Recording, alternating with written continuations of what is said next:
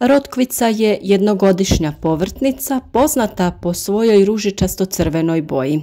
Jedna je od čestih povrtnica koje se lako i efektivno mogu uzgajati za osobne potrebe. Osim toga, popularna je zbog zdravih i hranjivih tvari. Rotkvica se kao kultura može sijati u proljeće i u jesen. Sjetva je jednostavna i nije potrebno mnogo preduslova da bi urod uspio.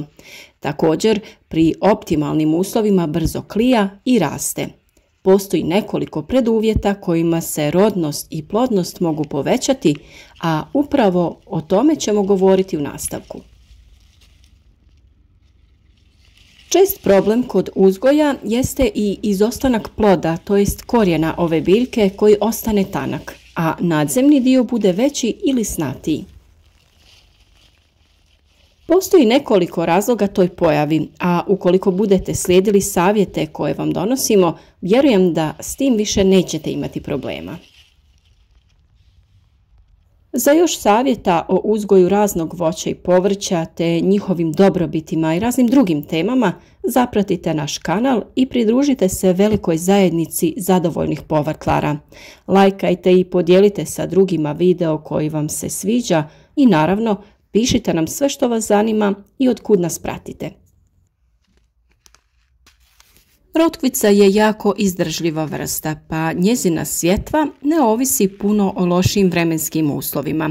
Vrijeme sjetve ovisi o vrsti koja se uzgaja. Rotkvica se najčešće uzgaja iz sjemena zbog brze klijavosti. Naime, sjeme rotkvice je veoma klijavo i u težim uslovima, pa je idealno za uzgoj na otvorenom. Sije se uz razmak od 15 do 20 cm između redova, plitko, do 1,5 cm dubine. Posijano sjeme skoro nije potrebno posuti zemljom, ali je bolje kako bi se zaštitilo od ptica. Sije se u obrađeno tlo koje je barem do 10 cm dubine razrahljeno i očišćeno od korova. Rane sorte se siju već u proljeće, čim se ugrije tlo i postane spremno za obradu. Mogu klijati pri temperaturi od 5 stepeni, a podnose temperature čak do -4.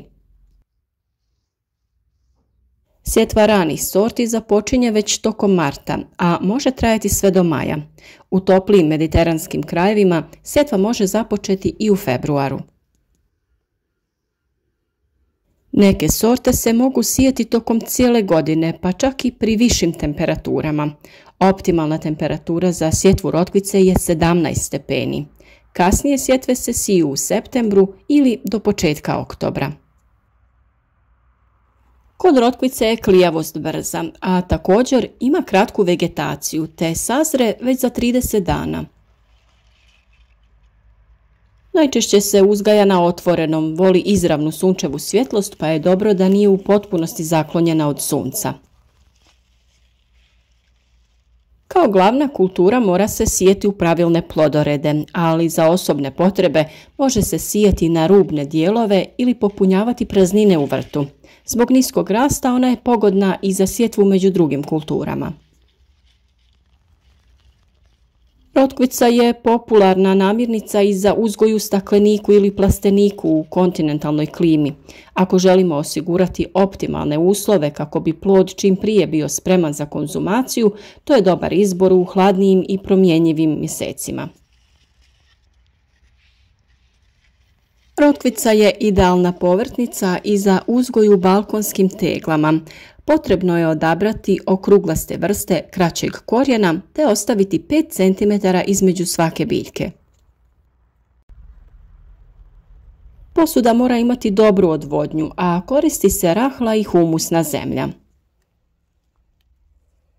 Također, važno ju je zalijevati svaka 2 dana. Najbolje je odgovara večernje zalijevanje i to kišnicom.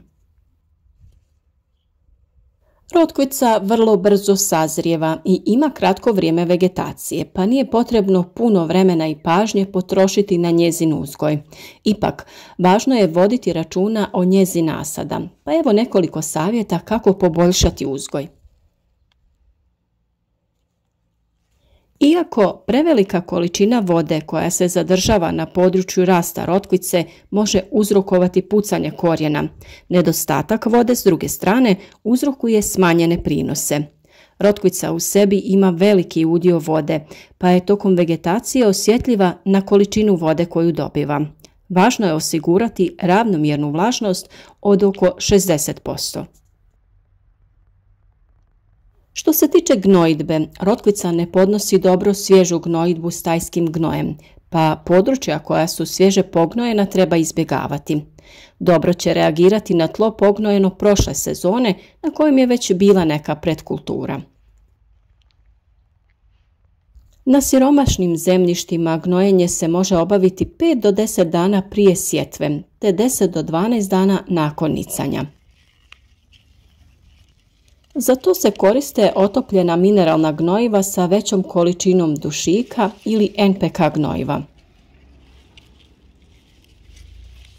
Ako je prije sjetve rotkvice na tom području uzgajana kultura koja za sobom ostavlja mnogo dušika, kao što je grašak ili djetelina lucerna, nije potrebno dodatno prihranjivanje zbog mogućnosti smanjenja uroda.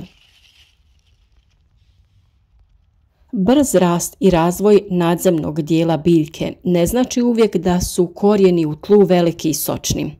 Ako je rozeta rotkvice lijepa, a korijenje je sitno, čvoričasto i zakrivljeno, to znači da kultura treba fosforno-kalijeva gnojiva.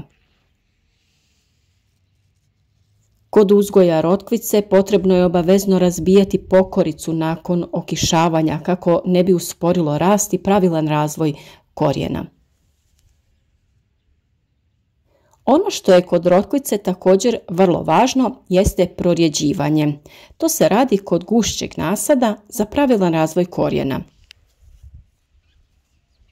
Biljke se mogu prorjeđivati već 14 dana nakon sjetve, kako bi se između svake biljke ostavilo 5 cm razmaka.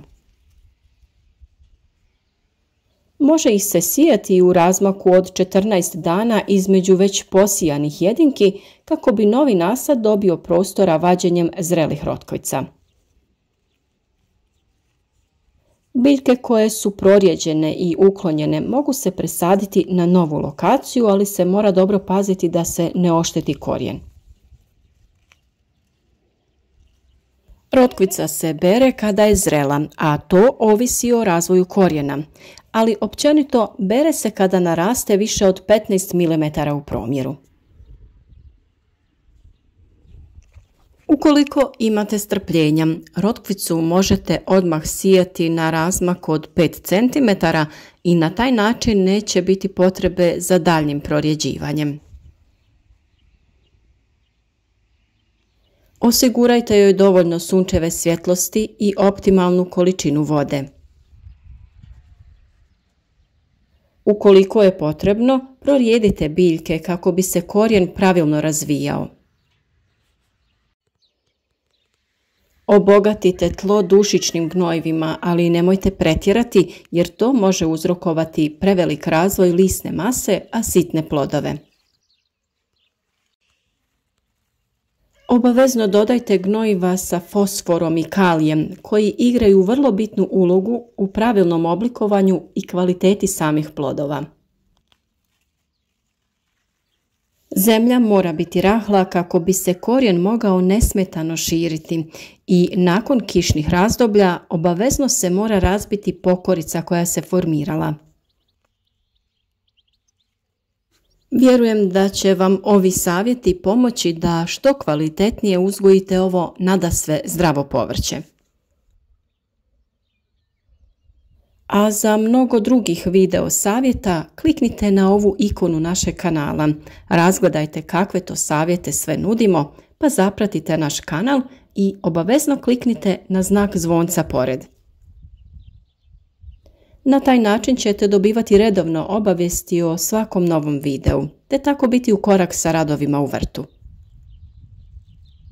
Uvijek nam je drago kada nam se javite u komentarima, pišete od kud nas pratite, postavljate vaša pitanja, a naravno bilo kakva sugestija o nekom problemu koji imate uvijek je dobrodošla i potrudit ćemo se da napravimo video i na tu temu koja vas zanima.